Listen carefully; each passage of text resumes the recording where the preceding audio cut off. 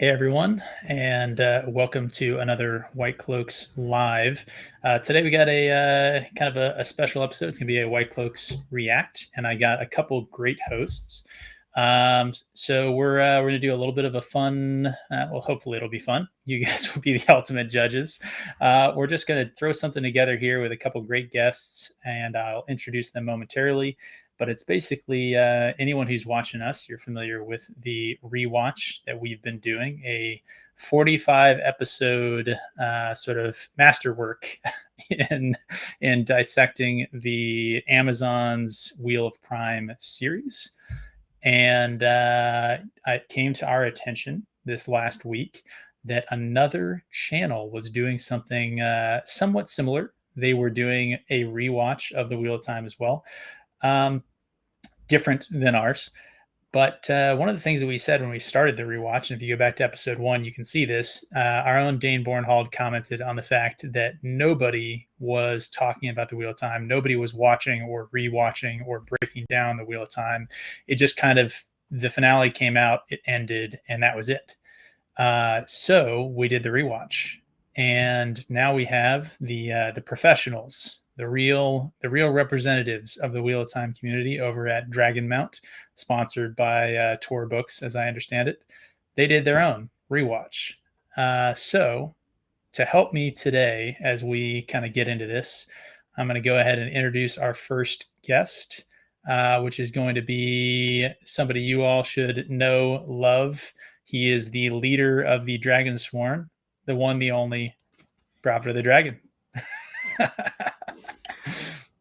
I thought that was a great intro, and you're just heads down. Like, I thought I sold it well. Like, it was I feel like I made people believe that you and I are friends. You did it. It's not it was that you hate my guts. Oh, stop it! It has nothing to do. I felt like a better man, like the Incorporeal Continuum. It made it gave me that intro, gave me that feeling like I could lift mountains on my shoulders. I was shaking my head that you were watching this. I am a curious person by nature. So, we did a watch, and I wanted to see, hey, how did other fans of the series feel? Because, hey, the echo chamber online is real. You got to get outside your echo chamber. You got to go see the hot takes, the hot spicy takes, and we're going to see a few of them today, I think. Oh boy. Yeah, you only showed me a little snippet, and if a picture could tell you a million words, I saw everything I needed to see in that one screenshot you showed me. This is going to be interesting, and I do want to repeat what I said. This is I think this is a good thing to be doing, because if you think about it, we don't really have to think about it too much. This is Dragonmount. This is sponsored by Tor, like you said. Dragonmount is supposed to be the be all end all one stop shop for Wheel of Time. And, well, I guess we'll see what they have to say. So, I mean, it just, I don't know. We'll see. I don't want to call them, they're definitely not fake fans, but obviously trying to get their 5 minutes of fame. Yeah, I mean, I want to avoid any sort of ad hominem things on them. I think we'll see what they have to say. We'll engage with their kind of arguments, and we'll let people decide kind of what they think, I guess. Yeah. But I'd like to extend an offer to you. Would you like to introduce our next guest here? Or me? That's your show. I don't have. That's. I don't know that you. I don't know that she needs too much introduction. She talks about chicken fowl on Zach's stream all the time. I think that's enough introduction for anybody. But your channel, bro. So the cream-filled donut guy is repping the chicken fowl girl. For those of you who are not into all of the inside internet jokes, she is the slinger of balefire and the lady of dragons. I think we could kind of say, she's one of those sort of George R.R. Martin fans. She does fine. We won't hold it against her. So without further ado, Lady Balefire herself. Welcome. Hi guys. Come on, you act like I don't even like Wheel of Time. What the heck? No, well, I mean, your words, not mine. I did not say anything like that. Oh, I like it. It's good. I'm infamous, I know, because Yeah, there you go. That's all you need. Yeah, it's famous now. It's there. There's a Ew. it's Okay. real. Yep. See, Lady Balefire is infamous. Yeah. So, Lady B, welcome back to the Whitecloaks. It's Thank you. been approximately 17 seconds since you were on with the Women's Circle with us in our ReWOTch. So you guys are both veterans of our own ReWOTch. So at least 2 times, I think, for each of you guys. Mhm. So are you ready to do a ReWOTch of someone else's ReWOTch for the first time, for the last time, for the Wheel of Time? Probably not the last time. I know Norporio wants to do this, but I'm gonna try. I will do my best to avoid. I'm gonna try and just comment on their comments and not about them. That's my goal here. Perfect. I will try very hard to keep it at that. Well, speaking of commenting on comments, just people in the chat here. We got Al Dan, always enjoying himself as always. We got Daniel. We got this Lady Balefire lady. Kevin's in the chat. Let's see who else we got. Hey, Sun Joxer is also hanging out, Okay. and then your guys' fan, our friend of the show, also fellow of the ReWOTch, Zax is here. Probably, yep. Hey, drinking. That's good. That's what we like to do over here on the Whitecloaks. So with Kevin said, I think I don't know that we'd be doing this if that's not exactly what they did. I'm sure they simped real hard for the show and for Rajanor. I'll use your guys' terms. Yeah. Hey, we'll see.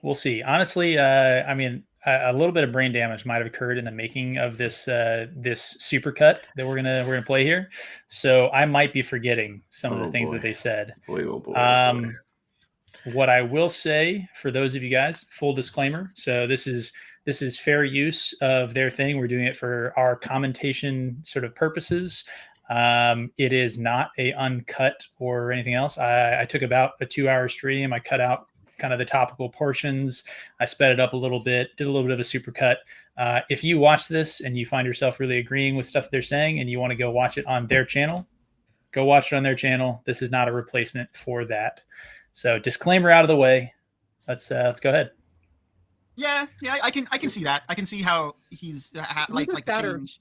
sadder version of the character for sure. I mean, I mean, I'm all fine with the changes because I didn't like Matt yet in the books, and so there you go. You know who they're talking about now. Oh my god! Can you make that?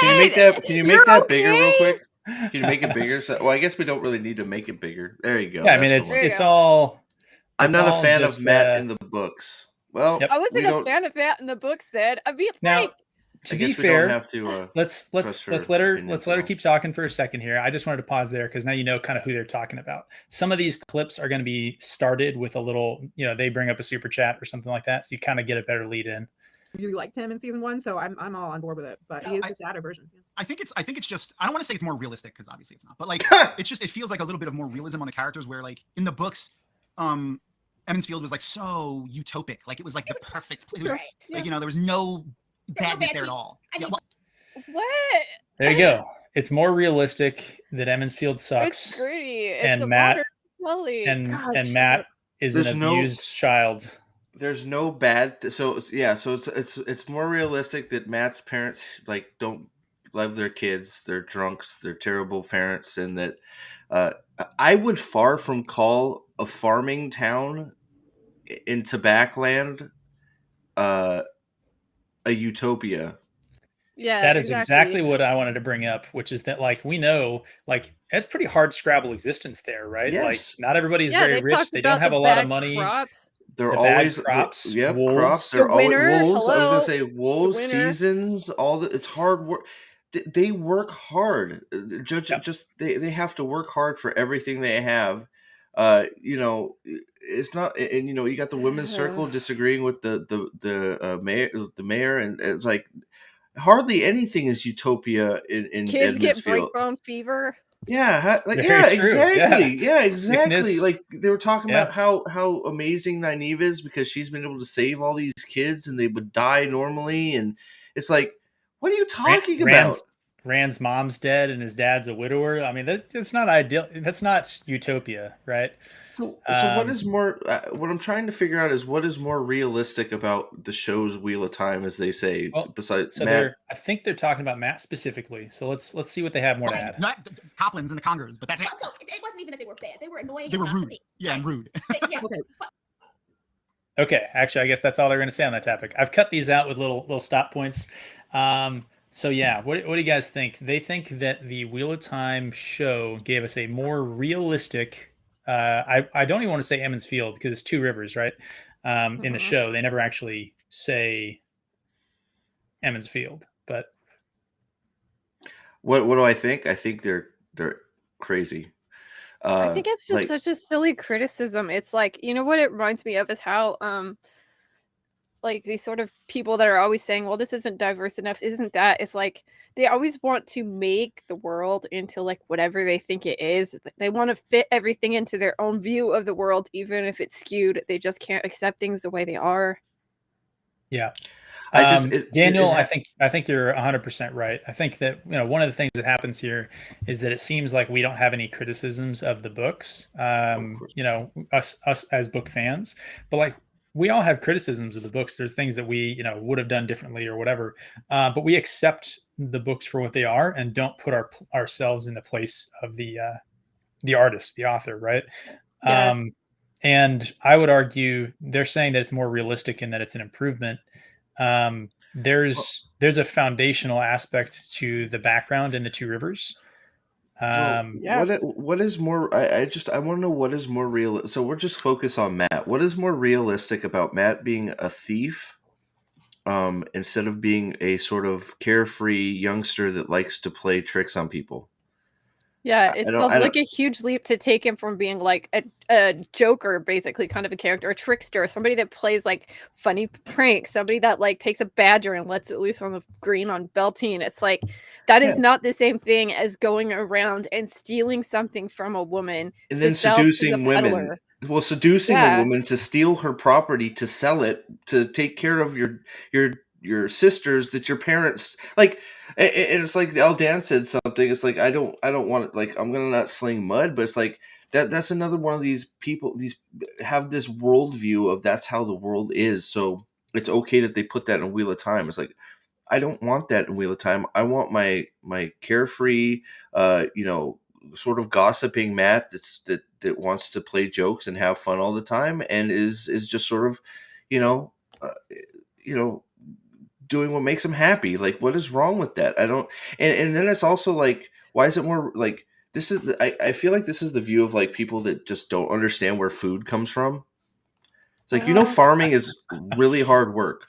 Yes, manufacturing wool, tobacco, all those things take work, hard work. These people aren't just sitting they're not just sitting in a bar and the sheep shear themselves. I mean, doing all the things they have to do in Edmonds Field in a land that has basically been destroyed and rebuilt. I mean, I don't see any castles.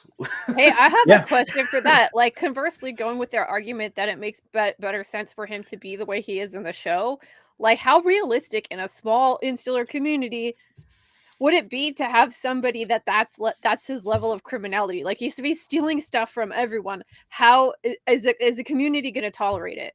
Yeah. How long is that behavior going to go before they just either get like put in jail or exiled or something? Well, like that Matt the thief. He stole my stuff again. Well, he sold it to that peddler. Well, you rapscallion, you. I mean, it's like you're absolutely right. This is supposed to be a very tight knit community. If he's stealing stuff to sell it, yeah, I mean, you can't. That's why everything makes no sense. If the Cothans were doing what they were doing, the community would have put them in check and been like, cut that out. Take care of your kids. Yeah, so I think that you guys are all making really good points. I think that the idea that it is a realistic depiction of something that these people on this panel just may not know is a real thing, right? So I grew up in a fairly small town. My family was from smaller towns. Grew up on a small farm. I got farming in my family history. I know Lady Balefire, you got some chickens and stuff going on, so you're into farming as well. And I think the idea of the like idyllic versus super hardworking, hard scrabble farmer is kind of an interesting one. But I also think we're going to touch on some of these things the chat is bringing up in terms of morality and stuff in a minute. So let's keep going and see what other takes we got to go through. Not a good start. Oh my God. I said this. I said this before, and I'm just gonna keep saying it every time I see her. So Maureen's my favorite character. Okay. Oh. How is Moraine your favorite? Moraine or show Moraine? Like, I don't know. I put this in there funny. just. It's so funny that like I have to. I'm sorry. I have the soapbox now, so I'm going with it. Okay.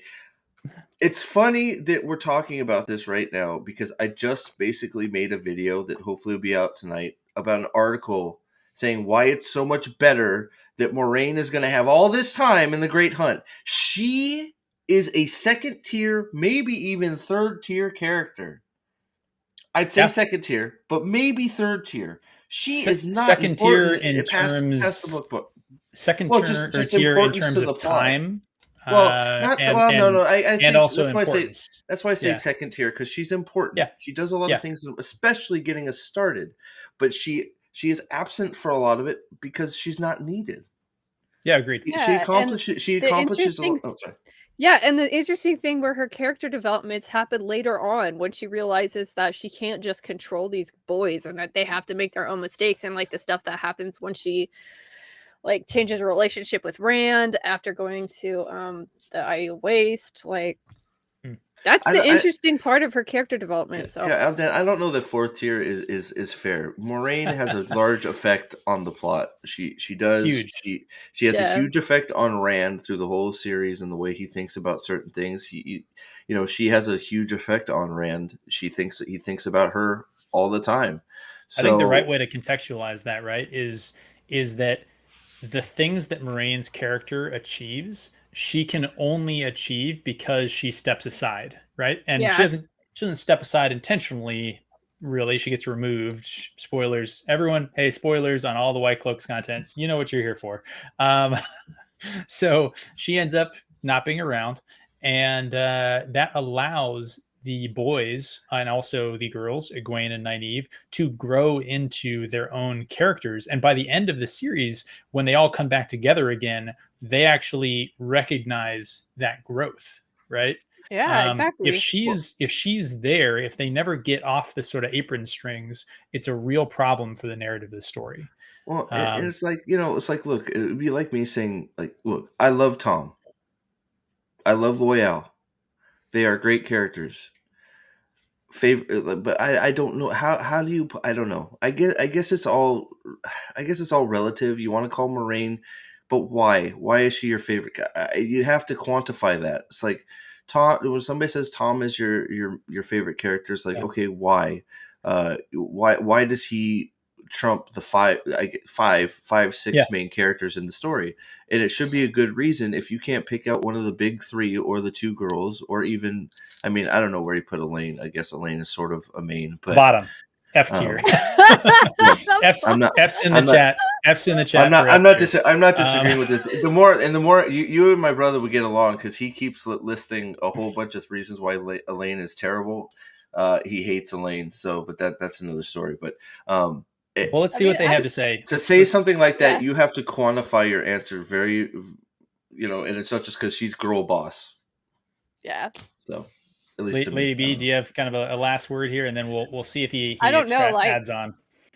Aside from main characters, my favorite character is Logain, and I could just talk about Logain for hours. So I don't know. That's true. You have also have a weird sort of minor character that's your favorite character. He's not important at all. Favorite? That guy, yeah, not at all. Nope. I'd never be fine without him. You know what? I think actually you make an interesting point there.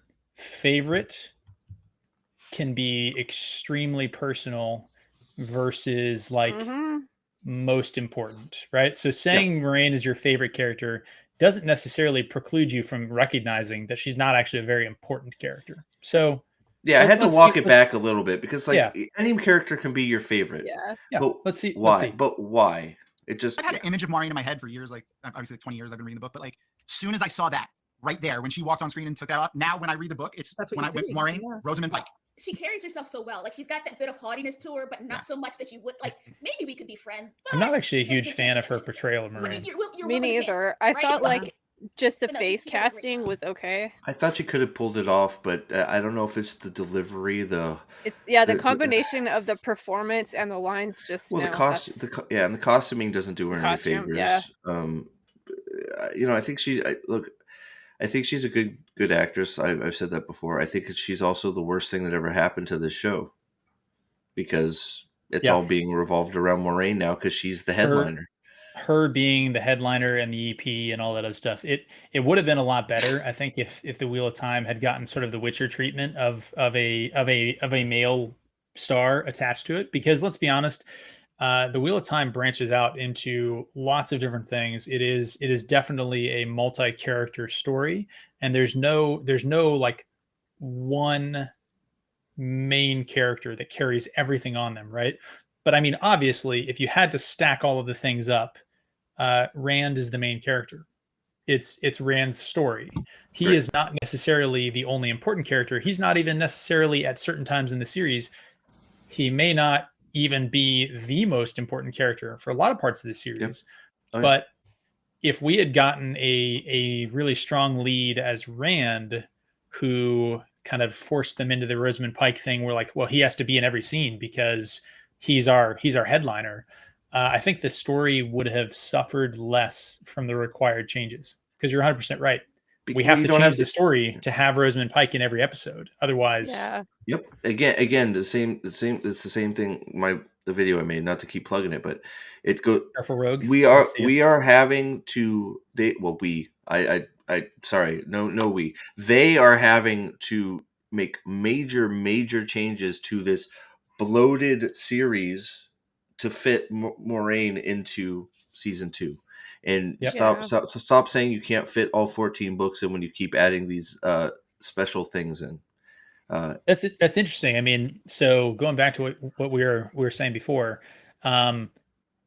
is Moraine a character that should have been expanded on or cut? I would lean towards the side that like she probably should exit the story earlier and maybe never come back to the story if you really have to make deep cuts.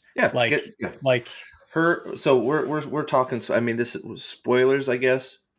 Full spoilers on the Whitecloaks. She could just when she goes through the door, done. She doesn't come back. Yeah, that's a whole bunch of meat right off the table. Yeah, she could end it there. As much as I like the sort of prophetic stuff that happens with Matt in the tower and all that other stuff, like that's all great. I liked it. I like her coming back and the scene with like her and sort of the assembled leaders and Rand and all that other stuff. Like she kind of brings it all together because of the power and significance of her character to Egwene to Rand. Yeah, I mean, cuts have to be made. Look, anyway, I love all that too. But if you're talking about having to make cuts and cuts that will appease, that will be like, I want all the stuff you just said? Absolutely. But I can recognize that sometimes things got to be chopped, and that is something that you could have done. They could have Ned Starked her. They could have Ned Starked her for sure. Yep. Yeah, I love her. And Nynaeve with her hand on her knife. Yeah. Yeah, she's got. What are you? What's up? What's up? Gonna stab her. They like Nynaeve being aggressive. I think is. Of course they do. Sean, I totally agree. So what? So nothing of value other than she's great. And I like Rosamund Pike, and she took her hood off, and she looked like I pictured Moraine. It's like, okay. How does that even make sense? This person's comment. Part of what I liked about the changes to Matt is it sets up his ability to survive what we get in the books later on. What? I think we're switching up. Let's let them. What the hell does that even mean? Let's like talk it. I was just that's a really odd comment. Wait. There's a clear thing that whatever. Go ahead. Remember, some of these are cut out of context, so I wouldn't connect the stuff with Marine and this. Yeah. I just thought like that's weird. The Matt in the books, he's for the way he he handles his emotion and like he reacts to situations doesn't seem like someone who had a amazing upbringing, like who had an amazing family life. He seems like someone like this. What? My dad is the best quarterstaff. He taught me everything I know about using a quarterstaff. We practiced all the time. What the fuck is this guy talking about? Why is this guy smoking? Like, everyone talks about how good, like, Abel Cawthon is. He's like a great dad. His father goes all the way to respected, bro. Tarvalin looking for him. Yes. That's Not not only an that. easy trip. There's a really good thing. So they talked before about they talked before. Actually, we'll get to this. Well, they'll bring up Oliver, I think, at some point.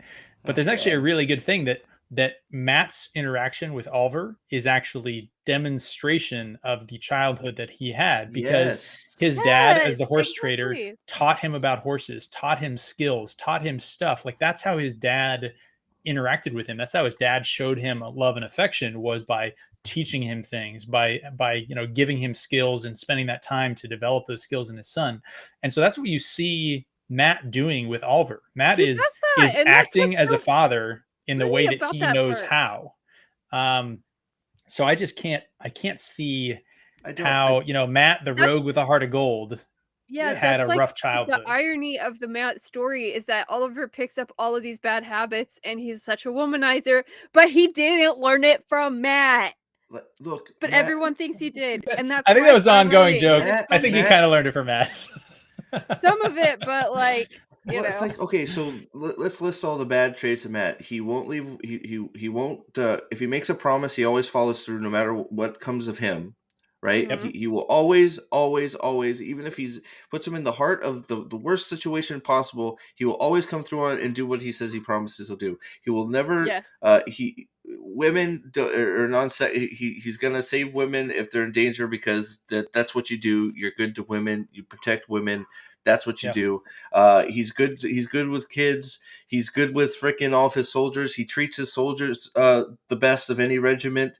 He gives respect when God. I mean, it's like, do you want me to keep going on? It's like he's always talking about how he always has something nice to say to all the women because they're all nice. He's generous with his money. It's like, these are all terrible traits. Like, where do you learn those? You just learn them from freaking being around. I don't understand. I want to say because they had a line in here, and I think it didn't make the cut, talking about how Matt seems like he is sort of ADHD was a thing that they said about him.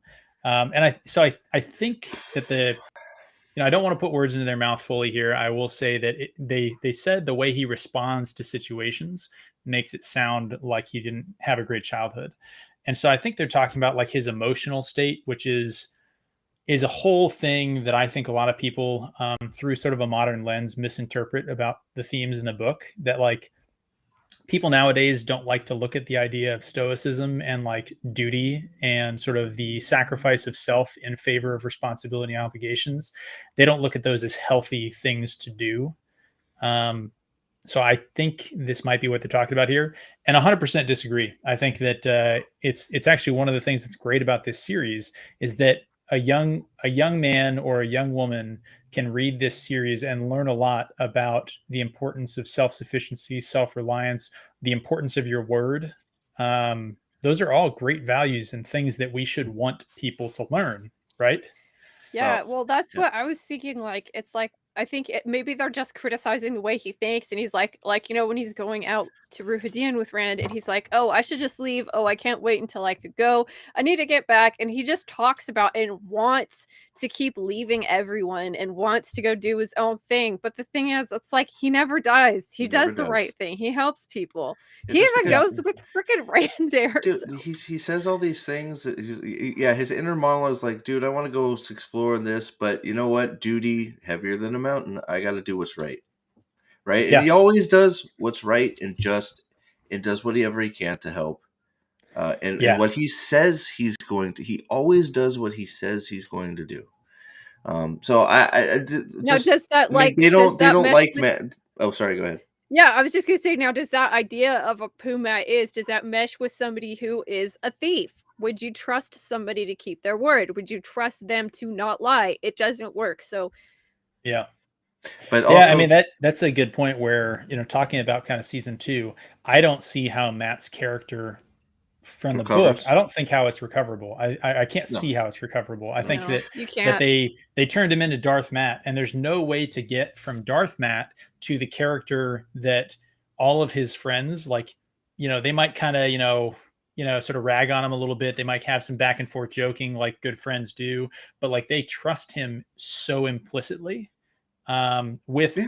really important stuff. I mean, Well, Matt is the person that Rand puts Egwene and Elaine's look, sort of protection into his hands, right? look, Um, the three boys' relationship.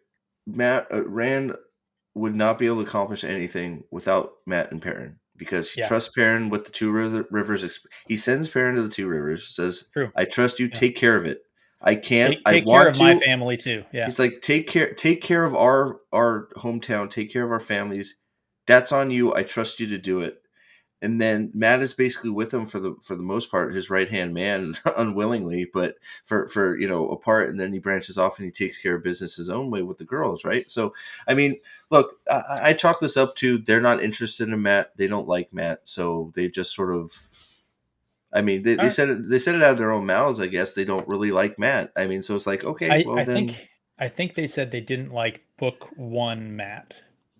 I Oh, think is is that what what they They said? didn't Okay. like it Um, initially. Yeah, they didn't like him know. initially. They liked him in the end, I think is kind of what they said. So I believe all 3 of them said they liked late stage Matt. They didn't like early Matt, which is, I think, a misunderstanding of who early Matt was. I think that you still get a look at Matt's character in the first couple books. It's just obscured by the dagger and some other stuff. But Matt's going through a lot of crap. Unless it's the whole rebelling. But we have to also keep in mind, they don't know, as far as the show people, how long they have to build the characters. So they have to advance their development quicker. So, so What? make it a little rougher in the beginning wait, what? to make his character arc move a little faster, right?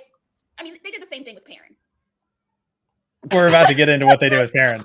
We're about to get into what you got to speed those arcs up, guys. You got to speed those arcs up. That's what I'm sorry, the people but you do, want. like... You skip the arc. You just the fastest way to do any arc is you just no point, no line between 2 points. You just move this point to this point. Like, problem solved. This is the problem with still on the, storytelling like, right now. you don't know how long it's gonna take. You absolutely do. You signed a contract to produce a television series. You know exactly how many episodes you're going to get. You know, if there's like, you have to accomplish something over like 8 episodes. You could that's, get like, canceled prematurely. Yeah, you Light can. willing. But what you do when you sell a television show is like plan all these characters out. Like that's Yes. one of the biggest differences between film and television writing is that like usually you have like a character arc and it's like just one arc or whatever that moves. In like a TV show, there's like little arcs, and then there's 2 episode arcs, and then there's big arcs, like everything. It's a little harder to plan because you have to like continue the stories and make sure like the development happens at a reasonable time. But you absolutely do know this. This is the dumbest thing I've ever heard. Sorry. Well, Dan, I definitely endorse Kevin's opinion. Call in sick and stay here with the Whitecloaks. It's definitely it's where you want to be. Constantine, hey, welcome in the chat. Sorry, back to you. No, you're good, man. Yeah, of course. Hey, what's up, Constantine? How you doing? Skip everything because you don't know how long you have. So just rush everything, make it up as you go along, and don't worry about the actual story arcs. Just rush, run. I don't know what's wrong with storytelling these days. I don't know why these people don't like stories. Maybe this is all they've been able to watch, so they don't understand good storytelling. I mean, but they've read everything. I don't get it. I don't like. Why are we settled for this watered down, not Matt version? Why are we settled for this watered down Perrin? I want to point one thing out before we get back into this, because you mentioned Perrin. We're going to get into Perrin. What we're watching is them doing a live reaction to watching episode 1 on a rewatch. And one of the things that I noticed watching through this, and I want to call to your guys' attention because you're getting kind of the supercut version of this, is that and here, let me put it this way. They do not seem like they're enjoying themselves. if I can say that charitably. You guys tell me if you think I'm wrong.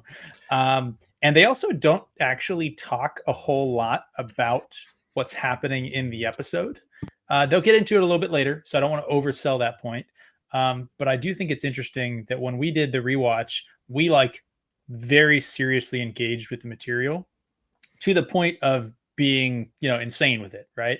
I will fully admit I that. watched all full episodes, so I know how the character arcs that they don't exist, how that would play out. Because I thought if you wanted a legitimate criticism about the writing and stuff in the show, I had to see what happened, and I'm just like, okay, guys, okay. All right, let's see what they say about Perrin. I think Absolutely. maybe we'll see But if there's you time. do get to see that Matt is still a good person. Nope, back to for all Matt. his- Sorry, so my in the bad. books, he's always joking around, right? He's always joking. He doesn't care. And it isn't until later do we see that even though he's no bloody hero, he's a bloody hero, right? So we already know that about him now, right? Again, the show is playing while they're talking. I think from watching it, I'm pretty sure the show is playing while they're talking. We already know that no matter the front he puts She's up, reading the text outside, down below he there. cares. I mean, I'm just Oh, her phone is buzzing the entire time. I don't know if you can hear it in this. Like when I was going through and editing it, I think it's her. One of them is like answering text messages the whole time. It's hilarious. Yeah, it's her. She's eyes down. She isn't watching anything.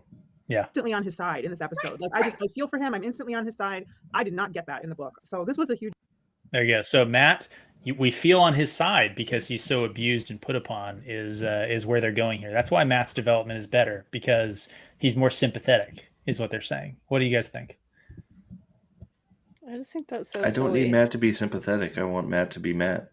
Agreed. I fully agree. Matt is empathetic, right? You're able to empathize with him because he's a human character. He doesn't need to. I don't need to feel bad for him. Like why do I need to feel bad for every character? What do I want? I want a scene with Perrin and Master Lewin in the forging, was so I know really he's a interesting. blacksmith. Like that. I don't need to empathize with Matt. I will say, and again, I should have watched this again after I supercut it to know like what's coming next. My bad. I'm a terrible amateur, unlike a professional at Dragonmount. And so we will get to that. They do talk about who is the blacksmith. They do talk about that. I'm sure they do, and they love it. I'm sure they do. Lady B, did you have something else? Yeah, I just think it's interesting, and I don't know really how to kind of characterize these kind of people, but they seem to be kind of like Tumblr fans, where it's like they can't understand a character development or character motivations without the character having been a victim of something.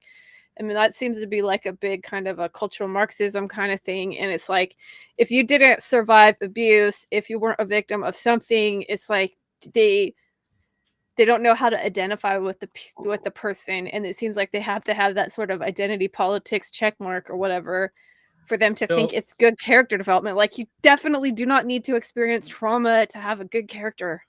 So I don't want to go like too far down, kind of imagining what they're sort of thinking. Yeah, I don't want to say. I'm just going with what they're saying, but I do think that you are making a good point there about how it does seem to be that they're saying that a character is not sympathetic unless the character has suffered trauma, which is a weird statement to make, right? I view characters as inherently empathetic because they're human and I can recognize the humanity that we share between them.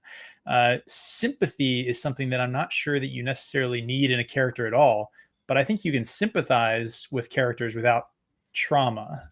Steve, do you have anything before we move on? No, I think Kevin's comment is basically dead on. It's their upbringing and how they've been brought up that makes them powerful and gives them all the traits that allow them to win. I mean, if they weren't, Manetherin and they weren't raised the way they were, they would have probably failed. So I think I don't need, and it comes right back. I don't need to empathize with Matt. I don't need bad boy Matt. I don't need thief Matt. I just want Matt. I just want Matt to be Matt, and then he gets the dagger, and he'll get all the empathy that I can pour out to him when he's sick and his health is failing and all that because of, oh my God, an item that actually is in the story that is eating him alive. You're not going to get empathy from that. I don't know. Like, I don't need it from Edmund's Field. He'll get plenty from that event. Yeah, good point. Like revelation for me, but and I will admit, even though I love Matt in the book, like, yes, he was annoying in the beginning. He was. Yeah. He was. Ooh, that's a good point. This does set up his relationship with Oliver real good. It does. That's a good point. Wait, what? What? Matt in the show, that was- I don't feel like should be around children. Like that part with the girl just was like giving me the creepiest vibes. I hated that. I was like, oh my god, this is Wait, just why? Because he uncomfortable. likes his sister and wants to take care of his sister? Is that what they're talking No, about? the part where they're No. like they're getting chased and it's like Matt and Rand together and he gives like a little doll to a girl, but he looks like a junkie and he's kind of like Yeah, I mean, he was in the grips of the dagger and stuff like that. I think they were just talking about like they didn't like Matt being a joker and sort of a rascal in the first books. That annoyed them, which I don't know. I guess maybe it's that I've been a teenage boy, and so kill all jokers and rascals. We don't need them. Matt being a teenage boy doing pranks was very sympathetic, to use their stuff. And then, like we said it before about setting him up for Oliver, I don't agree. I think he would be ill-equipped to take care of children if he is the victim of the type of abuse that he is. I mean, it's the idea that children of abuse make better parents than children who didn't suffer abuse, I think is a really weird concept. Like you learn by observing, and I will admit, you can learn a lot by a bad example. You really can. But if you're barely able to put your own sort of oxygen mask on, you can't put the mask on somebody else. You know what I mean? And good analogy, pilot. It's gonna teach him all his stealing skills because, like, right before he gives the doll to that little girl, he loots the dead corpse of an Aiel. That's true. Who may or may not be a certain stone Gaul. Yeah, it's Gaul. Gaul's dead. Rip Gaul. Okay. This is episode 1 again. I know earlier somebody commented about Matt selling his body. Y'all know good and well Matt would sell his body for a good time. Like, no, he wouldn't. I think that is on brand for him. Like, I mean, I feel like he Matt would sell his body for a good time. Is that really what she said? I can't. Like, Matt is a whore. Is that really what she just called Matt a whore? $200 go directly to jail. That's no. I can't. I just. Matt called. I left some of these clips in here because I knew that they would just be great. Is that I'm trying to still process? They called him a whore. Is that really what they just did? They said that he would be a whore if presented with the opportunity. What? Because he likes women? Hypothetically, he would sell himself for a good time. No, he doesn't even need you guys recall, Matt totally sold himself for a good time with Tylan, right? Like he was. I was gonna say that. She gave him gifts. Sexual assault. She gave him gifts and nice rooms, and he was like, "I am about it." Oh wait, never mind. That's a scene that apparently these people and lots of other fans, and honestly myself, I will say I ascribe to the idea that Matt was a victim of sexual assault. He was. And it's just crazy to me that they're saying that someone who we see as the victim of sexual assault, we see someone turning down gifts and monetary value in exchange for sex. We see him wanting to escape that, and they're like, he would totally be about that. Matt, up for a good time, DTF Matt. Yeah, and then he gets taken. Yeah, and then not the opposite. Not he got taken advantage of because he was not in a position of power at that time. He's down. He's down. Well, you're right. Because man can't be victims. That's how it's besides the point that he wouldn't when he expects women too much for that too. Why would he sell anything? He's freaking loaded. I know he doesn't need to. With women like Matt, they're all over him. Women love Matt, right? Yeah, because he treats women well and gives them that little wink and little pinch on the bottom. Let's keep pressing here. We're God. way behind timeline. These are giving us too much to work with. All right. To have this European puritanical view on sex. People have sex. Like, this isn't how people. First of all, people in the majority of the world don't view sex as narrowly as Americans do. And then that's such a European puritanical way to look at it. I agree. Right, but I just know so many people were so upset. Like, they wouldn't have done that. This part here. I was 17. Rebecca's about to. I met my husband. He was 15 and I was 17. It feels dated to have the very puritanical outlook on sex that the Two Rivers folks have. So I think it makes sense to update it. We just don't need to have that kind of perspective in the show. We don't need to have that kind of perspective in the show. First of all, the weird, the European Western perspective is the free love. Most of the developing world is way more not on board with just, kind of banging it out with strangers. And that was not always how Europe was. Like, agreed. Yep. It's also weird. The Puritans, they left Europe because that wasn't the prevailing thing there. So it's, European puritanical, strange. But the main thing I want to bring out here is we don't need to have that kind of thing in the show. Whereas in reality, what we had in the books was we got shown that the Two Rivers was a backwards sort of like overly conservative, stuffy place, right? We got shown that by the contrast between them and most of the rest of the world, most of the other cultures in the world. So if you really wanted to show the problems of this puritanical sort of stuffy, restrictive worldview, that's why it's in the books. I mean, such a great example. Robert Jordan was not a stuffy guy. He was not he was not a puritanical sort of guy. I mean, come on, all that spanking and light S&M, like. What's Egwene gonna do in the White Tower when she finds out she's pregnant with Rand's seed? She's gonna drink heartleaf tea. She's gonna abort it. Yeah, look, just a hard wrong. Sorry, I don't have much else to say about it. Just whatever. It's. I mean, that's the great part about the characters. It's like, think about Rand, like what he like gets with Avienda after rescuing her in the snow. He's like, "Oh my God, we have to get married." And she's laughing at him. And she's like laughing at him, like, "What the hell is wrong with you? We just." We just did this. That's not. You put a ring on it. That's It's like ridiculous. I don't even like you. Ridiculous. It's so ridiculous. Just and then it's like. Sorry, go ahead, Lady B. The whole maiden thing too, and you see that with like we've been arguing with this in our Discord about like, is Rand sexist, and it's like all the stuff that he has to go through to realize that different cultures have different expectations for women, and women can free to make their own choice. And isn't it at the end when Rand realizes Egwene is dead, and she's kind of like, it's my own choice to sacrifice my life, kind of a thing. Well, he's freaking out about her being a friend and being a woman. It's like, it's my choice to fight. It's the maidens are saying the same thing. It's like free will. Yeah, I agree. It should be noted that even the producer of the show talked about how this is a very feminist story. Equality, actual equality, is definitely a thing in this series. So let's see what else we get into. Yes. I need a moment of silence for Daniel Henney's ass.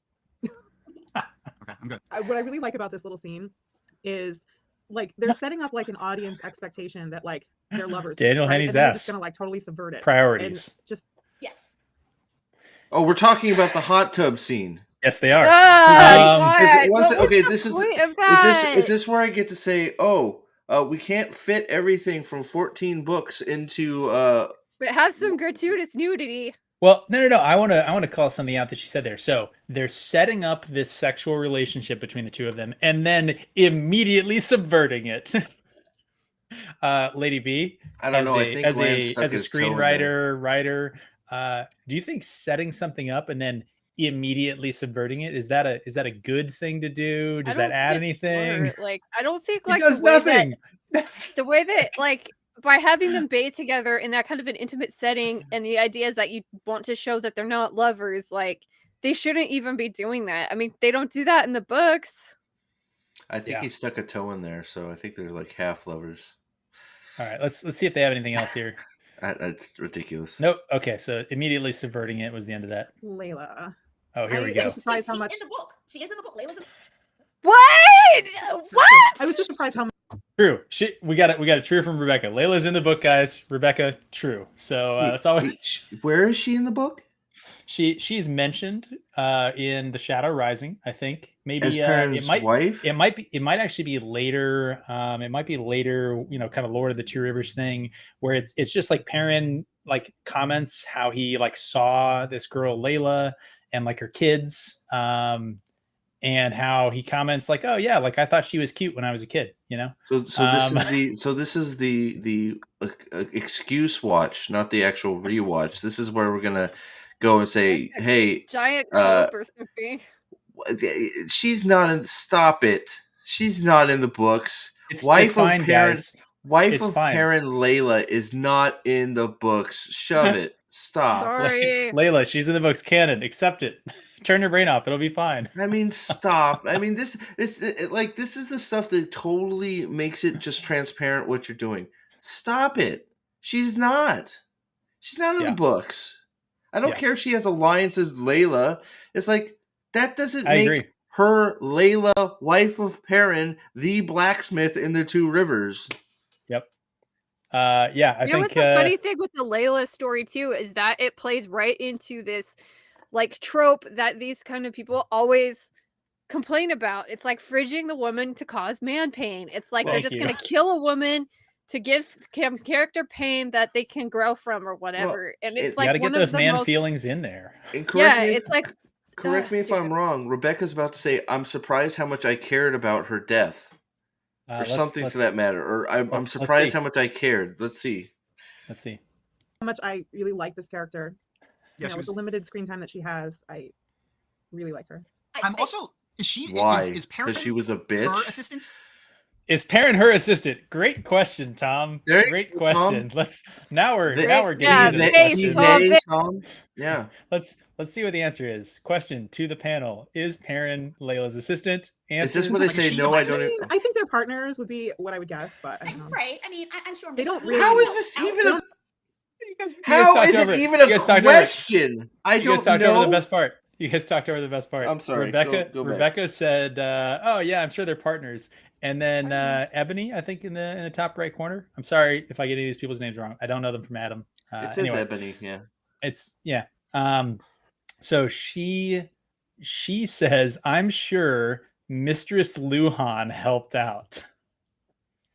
So they made Layla the blacksmith, him the assistant, and also in Ebony's mind, Mistress Luhan is the master of the forge. Oh God. It's like, come on, have you ever tried doing any kind of blacksmithing? It is so freaking hard. You have to be strong. You have to like be a man. I'm not saying I couldn't do it. I've tried it. I've done little things, but you know what? It's not for me. It's too hard. Just look at Forged in Fire. There are women that can do it, but the bulk of it is men. But that's beside the point. The point is the fact that we don't even know. They can't even answer if Perrin's does any blacksmithing.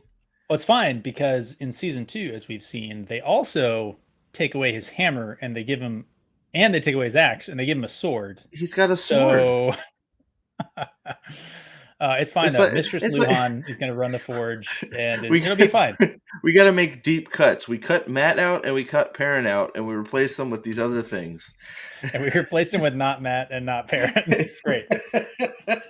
Don't explain, yeah. But I'm hoping we get a flashback so we can see more interaction. Yeah, I don't. We need more flashbacks of Layla. This. I mean, maybe not having. All right, let's read this for the people here before it goes away. So another woke content creator said this, but I totally agree. A good way to use Layla going forward as a stand-in for Hopper in the Wolf Dream. Oh, please, God, no. A stand-in for Hopper in the Wolf Dream. This is a character that did not exist, that shouldn't have existed, that nobody cares about. Balefire at all. Yep. I think if Lady B... I shouldn't say nobody cares about because I'm speaking for others, but that I don't care about and anybody I've talked to doesn't care about and thinks it's ridiculous. From the get. She's a non-character. I mean, her name is in the books. Even people that were defending the show from the get said, yeah, that was sort of dumb that Perrin's married. She was a chick to fridge on Perrin. He gives Perrin he allows her to take her penis in the form of a knife around with him. Lady B, so if you missed it, the question presented to the panel here is how great it would be if Layla replaces Hopper in the Wolf Dream. Let's see what they have to say. Because we don't need Hopper in the Wolf Dream. He doesn't explain everything to Let's Perrin, see. Right? Let's see. We're talking deep cuts. We're cutting Hopper, guys. We're cutting Hopper. Let's see what it is. She's looking for something. Hopper, but having her appear in the Wolf Dream would be really interesting. It would. I mean, we've already kind of seen her in a dream. Okay. He walked it back a little bit. I'll give him that. So the commenter thought it would be great. He said maybe not standing in for Hopper, but seeing her as well. Her. Okay, fine. Honestly, I don't want to see her again. I think it was a mistake to have her in this show. I know. And what were they trying to do with her? Fridging a wife is not. It's not a great trope. Especially because they kind of intimate that she's pregnant or something. Yeah. Oh, yes. They interpreted that as she maybe had a miscarriage.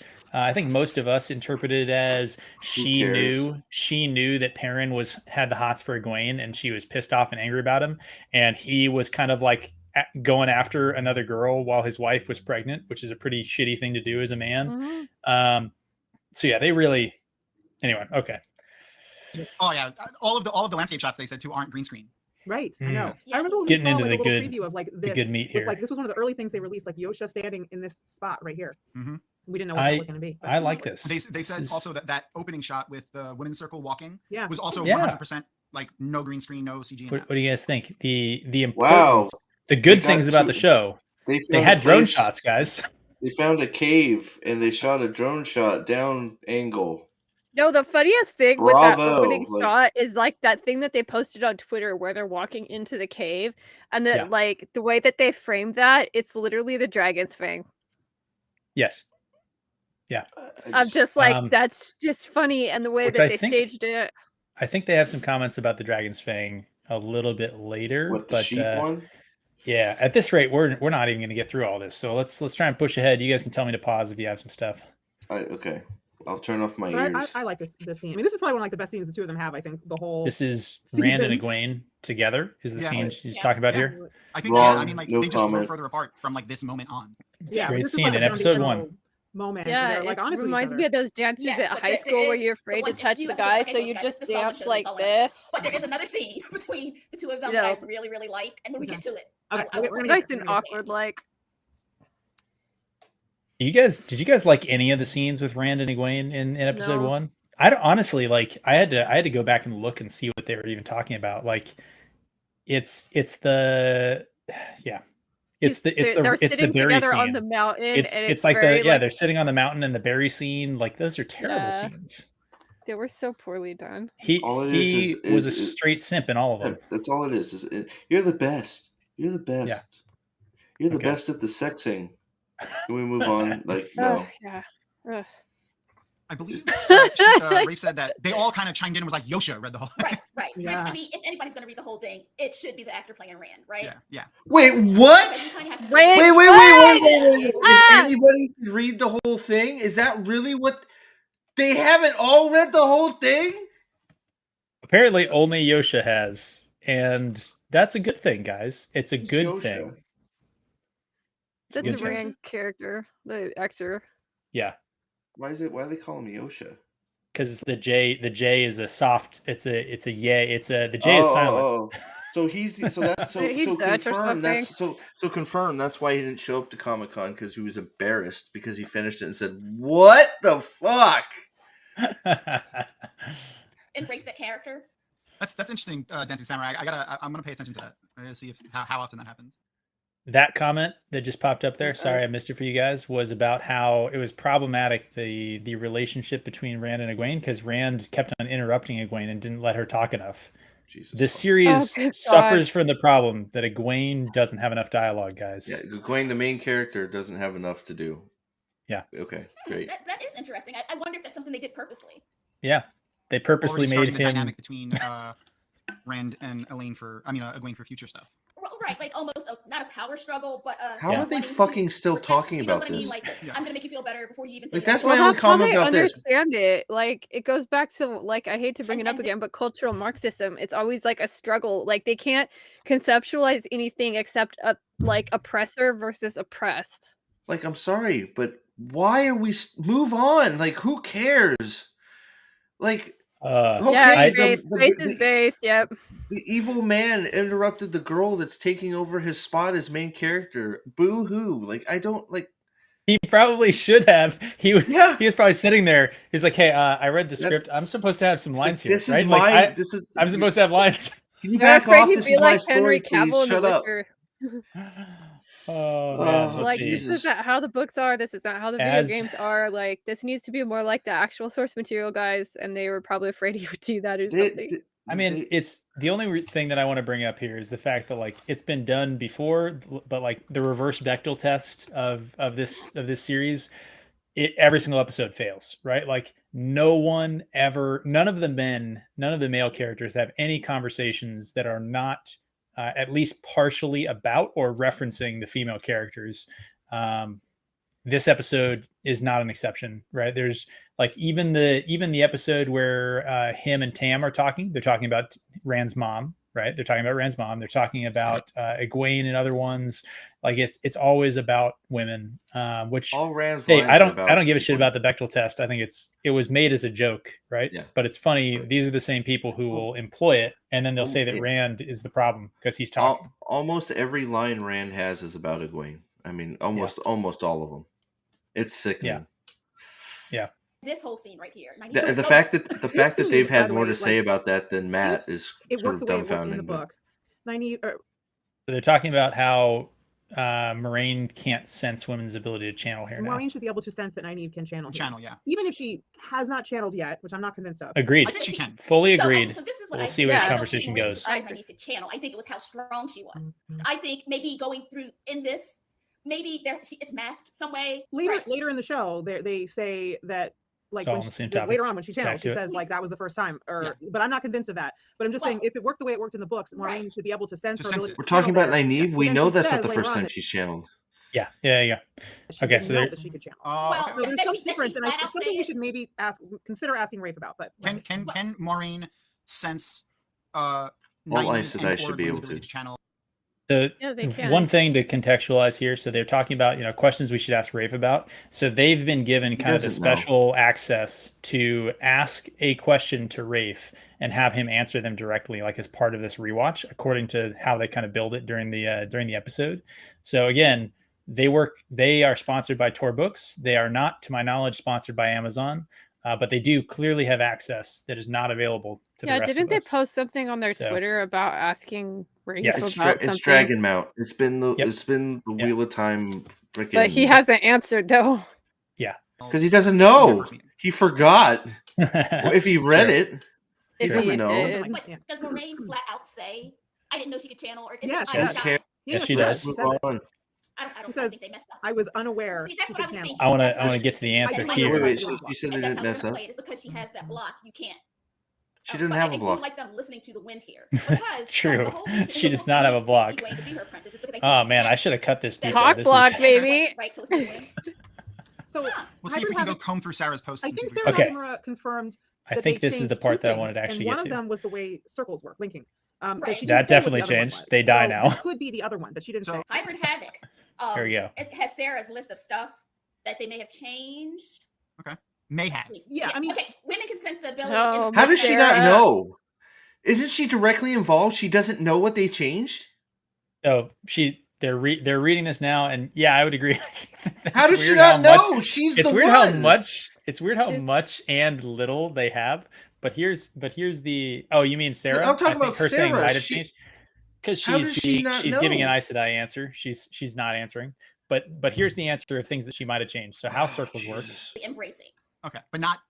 And that line there. So you can only sense another woman's ability to channel if she's actually embracing the source. Just near them. The whole reason she has Egwene come with them is because she could sense the power that she could channel with her. When actively embracing. That's the only reason she let Egwene come. So there we go. So we changed the sort of cosmology of the universe to make up for the fact that they forgot that Moraine was supposed to be able to sense their channeling. There's no side in, so what's the difference? Sensing the channel, who cares? I mean, we've eliminated a whole side of the source, so screw it. God, yeah, I hate this so much. Kevin, I should have braided my hair. You know what? It's you would have tugged it out by now. This pattern, so the dead sheep got to be Pattern Fane. Sheep. Is this Pattern Fane marking like the Dragon's Fang? The two rivers as like this is the town. Come here. I don't know, but that was a Dragon's Fang. It was shaped as a Dragon's Fang. Yeah. So he's basically telling the Trollocs and the Myrtle. It's the bat signal. It's the bat signal, guys. So you killed a bunch of sheep and formed them in a Dragon Fang to alert Fades and Trollocs that this is the place. I mean, what's the greatest part about Pattern Fane and like Mashar and Machin Shin and all that stuff is that there's like different teams of evil playing along, and then you get like at the end. At this point, he was just a dark friend. At this point, he's just sniffing out the boys. But I mean, but that's the fun thing of the book, is that there are like different teams of evil, and then there's all the Forsaken and stuff like that. So it's like, yeah. Ugh, I thought Prophet's answer there of like, what do they have, helicopters? Like, how are they seeing the bat signal of Trolloc? It's like, what if they miss it? It's like they're scouring the whole land looking for slaughtered sheep in this. I mean, it's like, well, they have Drakars. They could fly. No, they don't in the show. What Drakars? What's a Drakar? Yeah, sorry. That's like, call an Easter egg an Easter egg, right? Like, the Dragon Fang is not related to Shadow Spawn in any way. It's not. Like, it's like just hey, all you have to do, it's not very hard. I can tell you, like, it's not going to hurt Amazon's feelings. Like, the paychecks are still going to clear. If you just said, yeah, this was just a nod to the fans. It was like a, hey, look, a Dragon Fang, like, whatever. But like, we should point out that Trollocs didn't eat anything. You know, that the Dragon Fang is actually a human to human thing because of the negative feelings about the dragon. But realistically, Shadow Spawn were not fans of Lews Therin Telamon. You know what I want to see? I want to see the cut scene where Padden Fane is running around in circles trying to catch sheep to slaughter them. That's like, come here, you little sheepy. So, what do you guys think, though? Is it worse? Is it worse or better that Padden Fane made the Dragon Fang, or that the Trollocs left half-eaten corpses in the shape of a... Which one's worse? That's just so wasteful for them. I mean, they'll eat anything. The Trollocs would have ate it, so I guess it's better, but it's still stupid because, like, they left. It's like to even think that's a good. I don't know. To even think that's a good idea is like, you don't even establish what. You know how big an area the Two Rivers is to just leave a random Dragon Fang in the ground and expect that a bunch of Trollocs are going to find Land found it, so you know it's all good. Yeah, and they let everybody die. Which per the show canon, also means that Nynaeve found it because she's a better tracker. Yeah, so that's. But Moraine's tell threw her off. They do mention a prophecy, but they don't. I don't think we get like the prophecy. I mean, why don't we have prophecies, I mean, they could easily bring it back in. Are prophecies important? I know Rafe mentioned that originally the opening prophecy. What's a prophecy? Was the prophecy? It was like some. The original sequence was supposed to be the prophecy. We'll get into the context for that if you guys haven't read the leaked Season 1, Episode 1 script. One giving the prophecy. I was that the one where Jane was doing ASMR? Go back to Moraine and Swan as accepted and the prophecy being given, and then kind of just fade into it. Then maybe Season 2 will open with something about the prophecy. Because, like, we know he's Season 2 will fix it, guys. People watching the series don't really know what that means. Nobody knows. Like, means. And the only time when they did the flashbacks, it's like just nobody. Saying that they just said nobody. It's negative. They just said nobody that watched Season 1 knows what's going on. It's like, thank you. Thanks for proving our point. And not thinking that that's a negative statement about the show. At this point, nobody knows who the Dragon Reborn is or why he's important or why he should give a shit. The whole season went by and nobody knows what the hell is happening. Maybe Season 2 will start with that. Season 2 will start with the prophecies, though. So you got to stay tuned. Season 2 is going to fix Season 1. You know what? I really hope Season 2, it's just a list of the prophecies being read. It's like, oh, by the way, it's just read them. Yeah. It's like some people did some things in tier. Did they really mention prophecy in the first season? I don't remember if they really did. We saw a picture of a book with a dragon on it. That Rand picked out of the bookstore and opened it up and said, "There's a dragon." And Loyal's like, "Hey, you're the dragon." Yeah, well, because is that what they were talking about? Is that where prophecy was mentioned? Because they said no. They were talking about, and maybe it's the next cut here, the scene with Katara Moroso. That was how the prophecy was supposed to be mentioned. So we'll see if they get into it. Is there a scene? I love this. We can't miss this. The Tam's speech over this whole sequence. Oh, never mind. Oh gosh. This is everything. Like, this is huge. This is generic fantasy schlock, is what it is. You know what I mean? Yeah. Like what are they? They I know. She types into her phone. She can't even. Look at her. I'm glad that. Like, I keep watching her. She can't even give it 2 seconds to get off her fucking phone. One Trolloc speaking one time and then never again. You can't do it. It's too weird. They're talking about how terrible. True. Narg does talk once, and he's the only talking Trolloc. Just let him say something. The problem with that is that Fades talk, right? Trollocs and Fades can write. So, like, the idea that Trollocs the idea that Trollocs don't talk They have is to just communicate. They have their own Trolloc there- language. I mean, they Yes, talk there is a about Trolloc. that. Look. There are Trolloc languages. There are Trolloc septs. They have banners. There are different Trolloc banners. Like they're like Aiel. They have their own their own freaking societies. Culture. It's like pretty clear, I think, in the books that Trollocs are not great with speaking common, right? But but they can probably do it by nature of the fact that they run around with dark friends and stuff like that, right? It's like there's rare an interaction they speak common, right? Yes, but they can speak. There is a Trolloc language. Fades talk. Yeah, they talk to humans. In fact. Oh, Pattern Fane. Oh yeah, man, that evil bastard, man. He's standing there smiling, watching everybody, knowing exactly what's about to happen. So here's the other thing. That was probably some of the best casting. I like Pattern Fane. They're right here. I think he's fine. I think he's fine. They're right here. Oh, they didn't give him anything to work with, but yeah, among the better casting in the show. I agree with him. Pattern Fane. He did a good job. I wish that they had gone with the like crazy and like the back and forth, the changing accents. I wish they could have really done a lot better with it, but he is a fine actor and did a good job with it. If I was him, I'd be upset that he didn't get his whole blood call blood scene. He didn't get the prison scene. He didn't get any of that. He didn't get the sneaking into Fall Dara scene.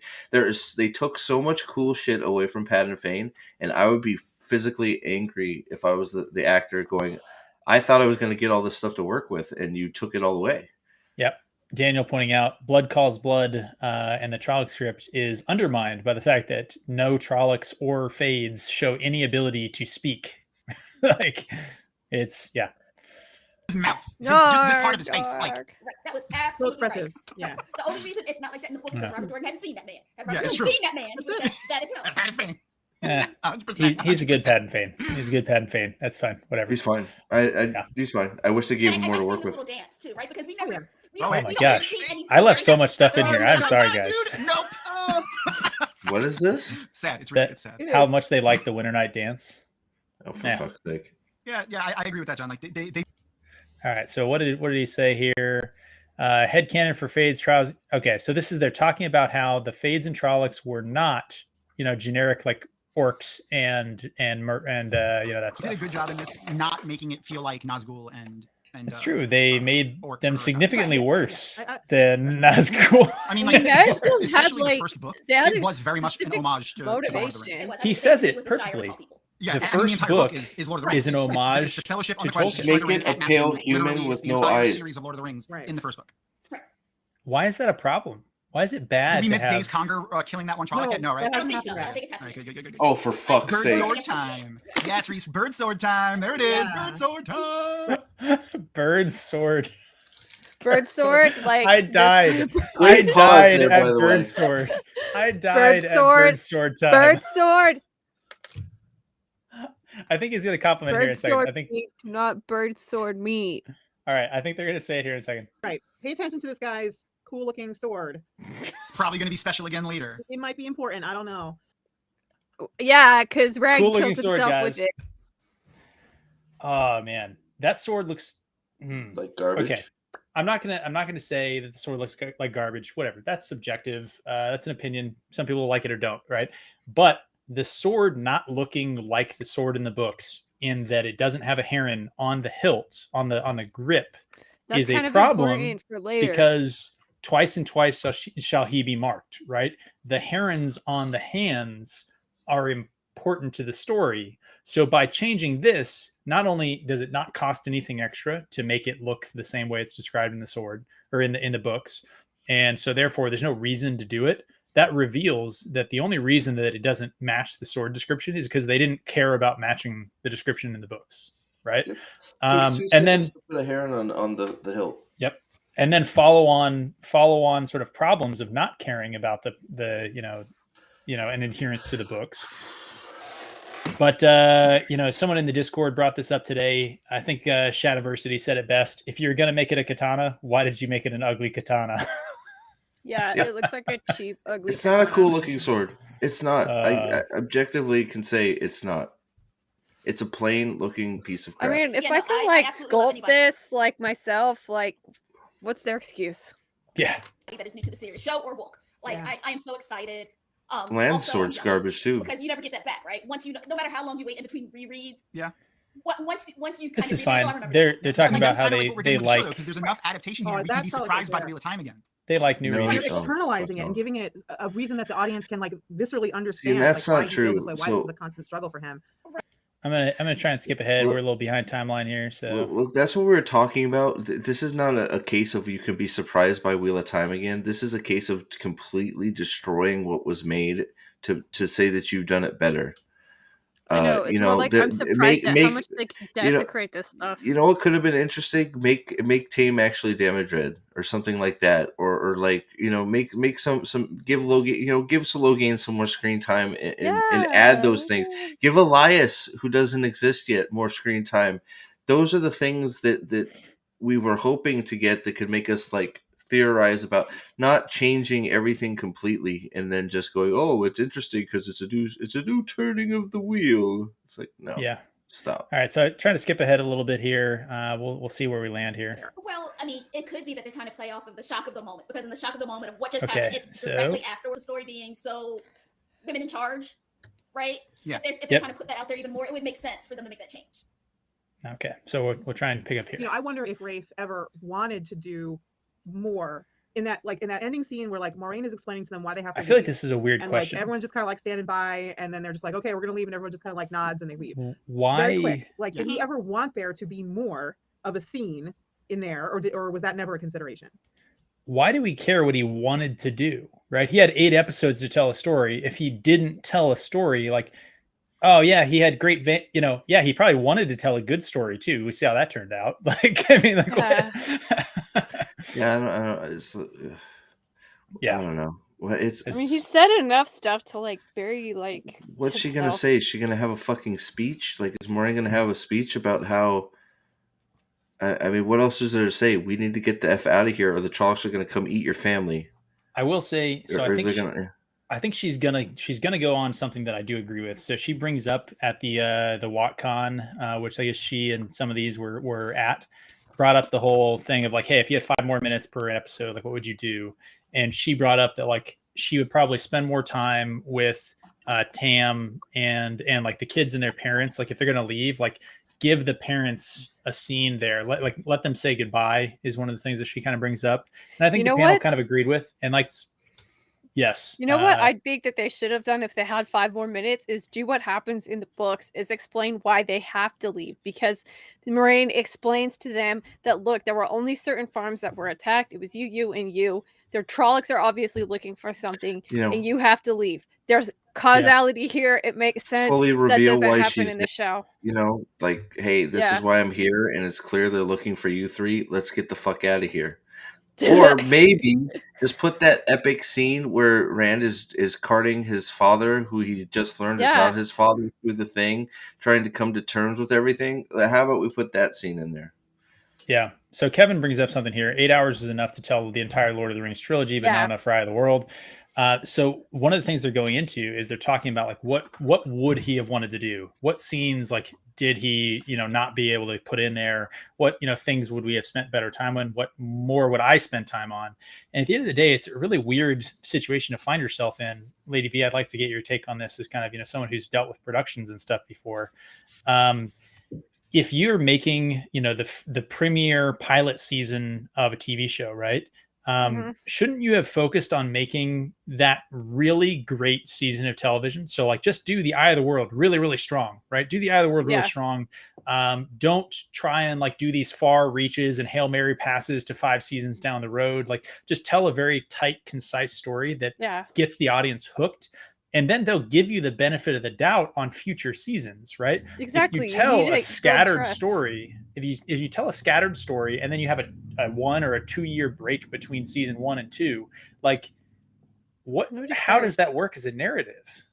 It doesn't. It's like you should always, I mean, when you're editing, even if you add about putting 5 minutes stuff, it's like the scene should serve the story, not the other way around. You can't do a scene because it's cool, or you get like that dragon pit dilemma in House of the Dragon with no sensical thing. Like you have to make everything make sense, and ultimately you want us to like advance the plot, show us something about a character, or give us some important details. And there was just so much that they left out and so much they didn't establish, like the whole thing with why they have to leave Emmons Field. It's like they never explain that in the show, and it's such a simple explanation in the book. I don't understand it.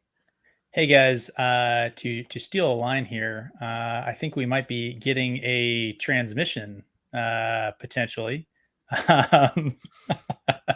we got someone joining the chat. Who could that be? It's the Nerdporeal life form. So for those of you guys not knowing, behind the scenes here of me doing a terrible job hosting and keeping us on topic, it is a Nerdporeal life form's birthday today, and you got a birthday stream going in 9 minutes that I think a couple of us are supposed to go get on. Yeah, well, if you want to be technical, 8 minutes and 8 minutes and 6 seconds. I always like to be technical. I appreciate that. Thank you. I figured you'd approve. So okay. Yeah, so I'm doing. So yeah, I'm just doing a birthday stream right after this. So you're all welcome to come and hang out. And yeah, the name of the channel is Nerdporeal. It's a word I made up. Why? I don't know. I just thought of it one day going for a walk, and yeah. So yeah, Pips, I appreciate you allowing me to do this. To plug myself, I guess you could say. No. You're always permitted to come plug yourself on the Whitecloaks, whatever you want to do. Steve's mic might be muted. I do have. Sorry, was that all of the thing we finished? You finished the thing? There's some more left. I don't want to be late to Nerdporeals just to go through the last couple minutes. You can be late. It's okay. I don't care. I do have a confession though. I am still on chapter 39.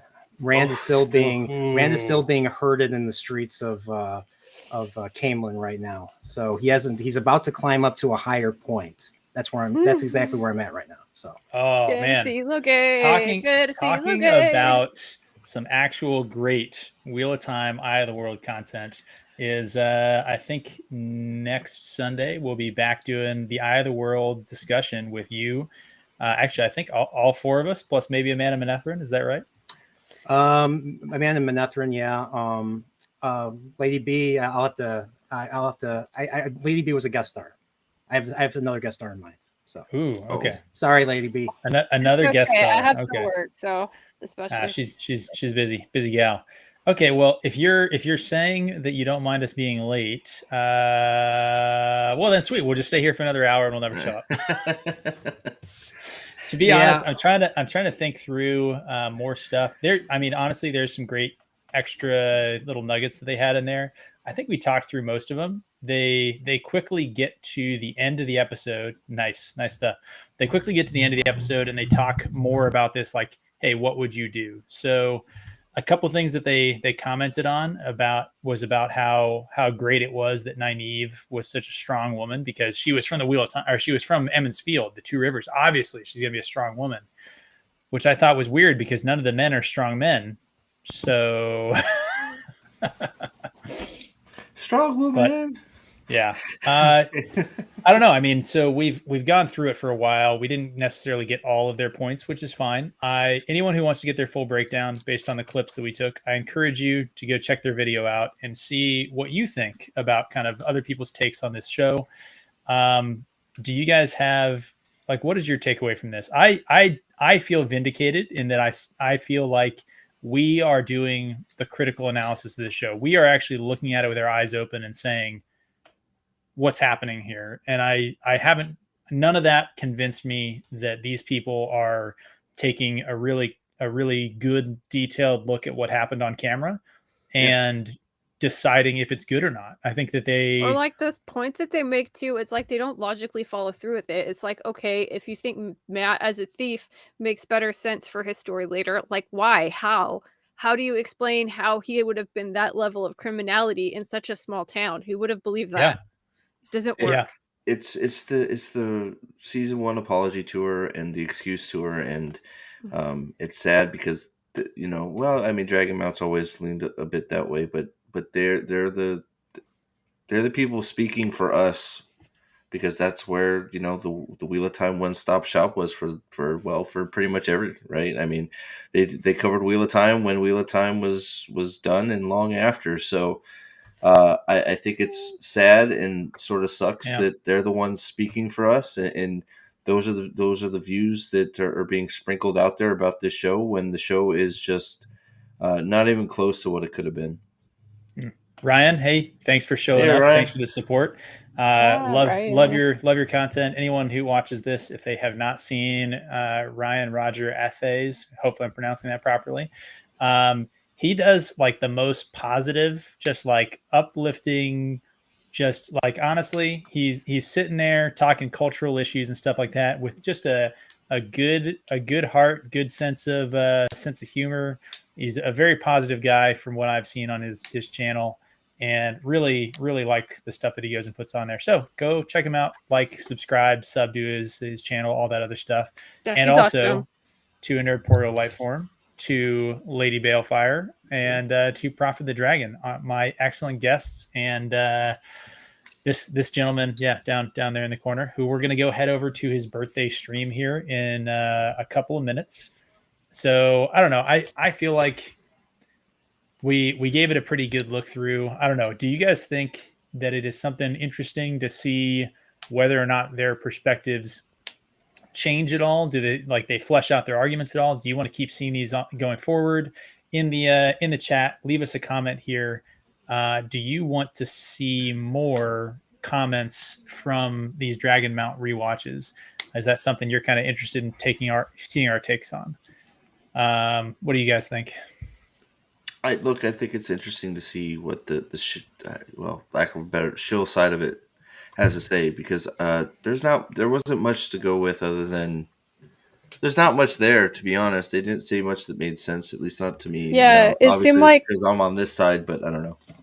It seemed like I thought like they'd have more like critical takes on it. Like a lot of times I've seen people something like where it fully isn't good and they're just trying to kind of like convince themselves that it's good or trying to find reasons to say that it's good, but they genuinely seem to like what they're seeing on screen because it fits to their like notions with how this stuff should be or whatever. So to me, that's like kind of sad, because if there was some kind of cognitive dissonance going there, then you can maybe have a conversation with them and ask them questions like, if you made Matt a thief, is that the best way to go? Or like, what are the ramifications for giving Perrin a wife? Like, one part of the story is them going through their coming of age, and they all have relationships and they all work out different ways. So yep. All right. Well, it seems like you guys kind of interested. The chat sort of interested. I think what we'll do in the future. This is bad on me. I didn't leave enough time to actually have our panel kind of discuss these. So, learning point for me, I'll try and leave a little bit more time for us to kind of actually gnaw on the meat on these bones a little bit. I don't want to go too much after it. We are checking out here. Nerdporial, I think he's gonna have to step out to go do his stream. Thanks again for stopping by. Man. I will see you in a minute. See you guys. But everybody else, I mean, it's a little frustrating. Like you said, Prophet, they are the storefront of Wheel of Time. I think if you think about it, it's like them. It's like Theoryland. There's like Tarvalon.net. There's a few other websites that have even close to the amount of traffic or pull, right? Yeah. Dragonmount and maybe Theoryland, but Dragonmount is the one. Yeah. I mean, it's like I've found editions of the book that actually list the sites on it. So if they're listed on the book covers, then I'd say it's pretty official. Yeah, they're definitely sponsored by Tor Books, so like they are up there. Just, it's frustrating. It's the excuse tour. It's it is better than it did. It is no. This is better than how it was. It's like this is more realistic. It's to convince you're wrong for feeling that it's right. It's wrong. So then let's finish here. Maybe I think that I was correct in saying that it seems like they weren't enjoying themselves very much. You guys could probably hear the buzzing a little bit. And we talked about how Rebecca was like on her phone the whole time. Watching. So like they were not working hard at this. They did not seem very interested. They made some like factual errors in some of the things they said. One of them said that in the books, Nynaeve was not from the Two Rivers. It's like that's no. Yes, she is. Wrong. But maybe a misspeak. maybe in the show, Nynaeve is supposed to not be from the Two Rivers. We don't really know her parents because she's an orphan, I guess. Well, but it just they don't seem like they're interested and excited in what they're doing, and I think it's because they can sell this as hard as they want. They have to admit that this show appears to have killed a lot of their passion for the Wheel of Time. Like, those are not passionate people. We are much more passionate about the show on this stream than they were on theirs. What do you guys think? I agree. I think the most telling comment is Layla is in the books. I know. It's like I thought they would like maybe try to justify that kind of stuff more, but it seems that they really did like what was going on for various reasons. And remember, it's okay. Layla was in the books. It's like, no, yeah, stop, please. So I'm right there with you. I don't know. It's just sort of like, especially watching the one on the bottom. She spent 75% of the time eyes down, looking at her phone, uninterested. She couldn't give them an hour and a half or however long to do something for their website and watch a show that they say they love. She couldn't even watch it. She's on her phone. It's like, hey, can you? I'm busy. Throw your phone away. And this is from the people who have, us at the Whitecloaks. We had 45 episodes, about an hour and a half an episode. So we are well over 100 hours of watching this show and commenting on it. So like, which one of us is more passionate and interested in this world and the show? And they can sit there and say, yeah, but you guys are negative, right? You're unhappy, just broken little people who are sitting there just, screaming into the void. But I think, hey, I'm happy with my life. I just wish this series was better. Lady Balefire, are you a good, happy, uplifting person? Yeah, I try to. And you know what? If you go and watch my House of Dragon reviews, if I see something good that is done well, like I'll say it's good or done well. Like I'm not afraid of that. If I don't like something, I like something. Yeah. Okay, bad example. Steve hates his life. Okay. This show made me no. Of course I don't. I'm pretty fulfilled in my life. You guys know a little, probably more than I intended from when making this YouTube channel with my family and what I got going on. So I just wish my Wheel of Time looked like Wheel of Time. That's all. Yeah. Yeah, that's all you wanted. Well, with that, we will end the stream here. Prophet and I, and anybody else, head over to Nerdporial Lifeforms. It's gonna be a good time. We're gonna have a little birthday party with him. He's a great dude, great channel, lots of cool stuff. So go check him out. Man. And with that, I will say, because Steve, you're my guest, I will say, walk in the light. All hail the Lord Dragon.